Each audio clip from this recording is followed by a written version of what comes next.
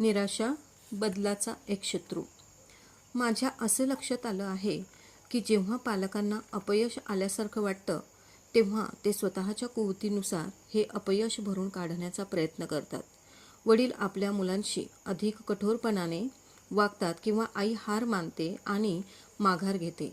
मूर्खांच्या राज्याचा निष्फळ आरडाओरडीपेक्षा शहाण्या माणसांचं मौन अधिक बोलकं असतं.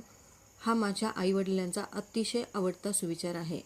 आपल्या बोलण्याचा प्रभाव पाडण्यासाठी आम्हा पालकांना मोठ्याने, कठोर किंवा तीव्र शब्दात बोलण्याची गरज नसते. आपण शहाणे, इंटेन्शनल असणं हेच मुलांसाठी अधिक गरजेचं आहे. गेल्या अनेक वर्षात काही व्यावसायिकांनी अत्यंत चुकीचे निर्णय घेतलेले मी पाहिले आहेत. त्यामुळे त्यांचं वैयक्तिक आणि व्यावसायिक नुकसान झालेलं आहे. बहुतेक वेळा उच्च तणावाच्या काळात ते दिशाहीन झालेले, भरकटलेले दिसतात. त्यांना त्यांच्या स्वतःच्या नेतृत्व क्षमतेबद्दल साशंकता निर्माण झाली. त्यांना असुरक्षित वाटू लागलं. त्यामुळे त्यांची वैयक्तिक शक्ती या असुरक्षिततेवर उपाय शोधण्यासाठी खर्ची होऊ लागली. ते नैराश्यग्रस्त झाले. मनुष्याला निराशा येण्याच्या 7 पायऱ्या आहेत.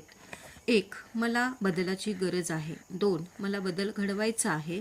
3. मी बदलासाठी वचनबद्ध आहे. 4. बदलासाठी मी प्रयत्न करेन. 5. मी बदलाला प्रतिकार करेन, विरोध करेन. 6. मी बदलासाठी प्रयत्न करणं सोडून दिलं आहे आणि पूर्वीसारखाच वागू लागलो आहे.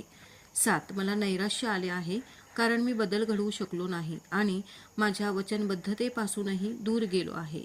मी पुन्हा नव्याने सुरुवात करेपर्यंत हे असंच चालू राहील. एका प्रभावी, यशस्वी पालकाने किंवा व्यावसायिकाने त्याच्या योग्य नेतृत्वाची भूमिका स्वीकारल्यानंतर हे लक्षात ठेवलं पाहिजे की चांगल्या गोष्टींना नेहमी विरोध होत असतो आणि हे अगदी अपेक्षितच आहे. त्यामुळेच या बाबतीत त्याने उद्दिष्ट निश्चित करणे आणि आत्मविश्वास बाळगणे आवश्यक आहे. तुमच्या आजूबाजूची परिस्थिती किंवा माणसे यामध्ये काहीही बदल न करता तुम्ही स्वतःच्या कुटुंबाविषयी, स्वतःच्या कामाविषयी किंवा स्वतःच्या आध्यात्मिक प्रगतीविषयी इंटेन्शनल होऊ शकता. स्वतःमध्ये बदल घडवून आणा, म्हणजे मग आजूबाजूच्या परिस्थितीमध्ये बदल घडल्याचे जाणवेल. वचनबद्धतेसाठी कठोर परिश्रम करावे लागतात. मग ती वचनबद्धता तुमच्या कुटुंबाविषयी असेल किंवा कारकिर्दीसंबंधी असेल किंवा जीवनातील एखाद्या स्वप्नाविषयी असेल. आपल्या जीवनात सुधारणा घडवून आणण्यासाठी एक गोष्ट करणे हे सुद्धा खूप मोठं काम आहे. एखादं अपयश आलं की नैराश्य येतं. त्यावर मात करून उभारी धरली पाहिजे.